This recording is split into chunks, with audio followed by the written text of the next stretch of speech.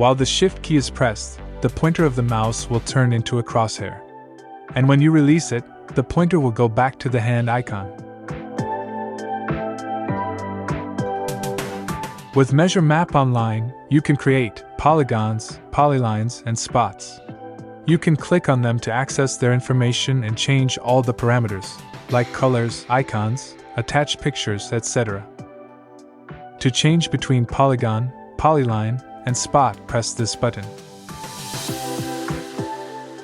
When in polygon mode, the perimeter and the area are displayed as the polygon is drawn. In polyline mode, only the line will appear as points are added. And in spot mode, independent markers with different icons can be placed on the map.